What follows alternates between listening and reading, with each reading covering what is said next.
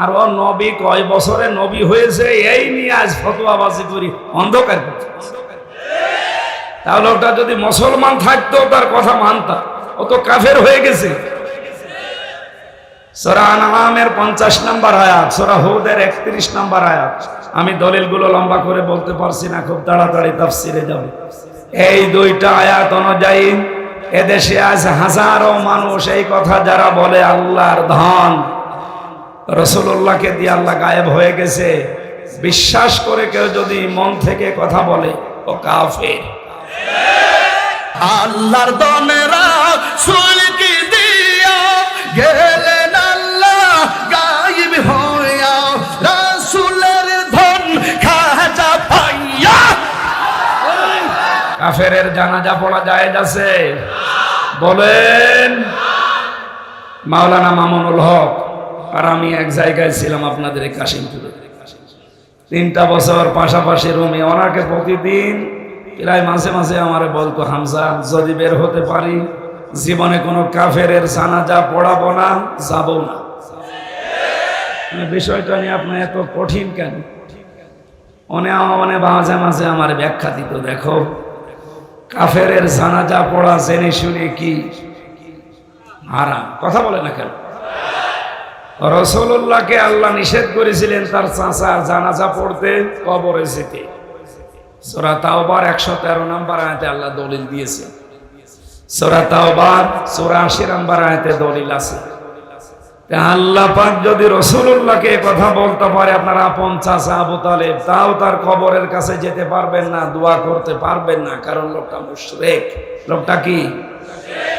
আজ যারা আল্লাহর ইবাদতে অন্য কাউকে শরীক করে জিকিরের নাম নিয়ে, আশিকের নাম নিয়ে মুশরিক হয়ে যাচ্ছে, এরাও তো কাদিয়ানীদের মতোই কাফের।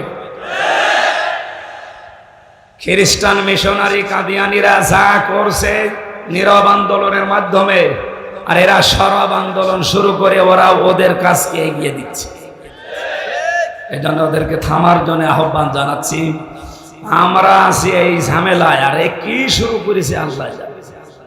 গতকাল প্রধানমন্ত্রী 14 দলের সাথে বৈঠকে যে কথাগুলো বলেছিলেন সর্বশেষ, আপনি তো এখনো তার কথার আকার ইঙ্গিত, তার আকাঙ্ক্ষা যেটা, এটা এখনো বোঝেননি। উনি কালকে জানিয়েছিল পার্বত্য চট্টগ্রামের কয়েকটা জেলা এবং মায়ানমারের কিছু অংশ নিয়ে সাদা চামড়ার কিছু মানুষেরা নীরব আন্দোলন চালিয়ে যাচ্ছে। ইন্দোনেশিয়ার পূর্ব তৈমুর এবং দক্ষিণ সুদানের মতো তারা স্বাধীন খ্রিস্টান রাষ্ট্র ঘোষণা দেবে, এই জন্যে তারা এয়ারবেস তৈরি করছে। আর আমরা আছি নবী জন্মের পর থেকে নবী ছিলেন না, তুমি দুনিয়া তৈরি হওয়ার আগ থেকে নবী ছিলেন না, 40 বছরে নবী ছিলেন? আরে ভাই, এটা কি মরণের পরের কোনো সাবজেক্ট? বলেন।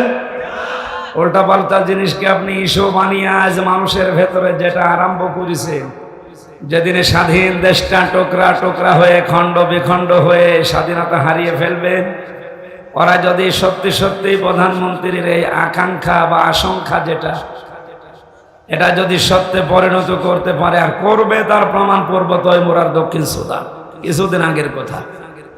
ওরা এইভাবে করেই কাজ করে। গণভোট দিয়ে 228টা রাষ্ট্র পৃথিবীতে, এখন আমরা মাত্র 57টা। কয়টা? আমরা মুসলিম রাষ্ট্র তামাম দুনিয়া মিলে মাত্র 57টা, আর বাকিগুলো সব ওই লাইনে।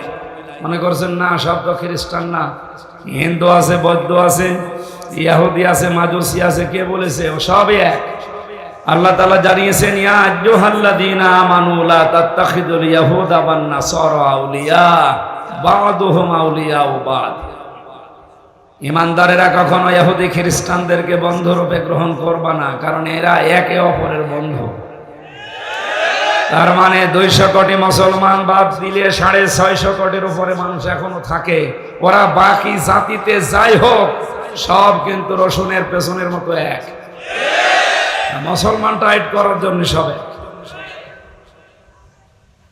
এই জন্য ওনার এই আশঙ্কাকে যদি সত্যি সত্যি সাদা চামড়ার লোকেরা বাস্তবে রূপ দিয়ে ফেলে, আর রূপ দেবে।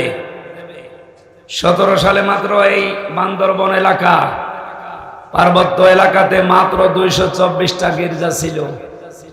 এই 6-7 বছরের ব্যবধানে এখন গির্জার সংখ্যা 444টা। আপনি টের পাচ্ছেন কোথায় যাচ্ছে? খ্রিস্টান মিশনারি এবং কাদিয়ানীদের এই নীরব আন্দোলনের মাধ্যমে হাজার হাজার মুসলমানেরা, ওদিকে মায়ানমারের কিছু অংশ, যেহেতু ওই লাইনটা পার্বত্য চট্টগ্রাম একটা টার্নিং পয়েন্ট, গুরুত্বপূর্ণ কৌশলগত স্থান এটা, এবং শক্ত মজবুত কোনো রক্ষী না থাকার কারণে ওখানে একটা ভেজাল তৈরি করা সহজ। পাহাড়ি এলাকা এবং সাগর এলাকা হওয়ার কারণে মায়ানমার যেহেতু অত উন্নত না, বাংলাদেশ আমরা অত উন্নত না, এই দুই দেশটা থেকে কিছু কিছু জায়গা নিয়ে ওরা যদি একটা গণভোটের মাধ্যমে স্বাধীন খ্রিস্টান রাষ্ট্র ঘোষণা করে ওখানে এয়ারবেস যেহেতু বানানোর চেষ্টায় আছে, কাকে মারবেন আপনি এয়ারবেস তৈরি করে? তার মানে এখানে গোপন কোন ষড়যন্ত্র হচ্ছে। এই সব নিয়ে আমাদের মাথা খারাপ হয়ে যায়।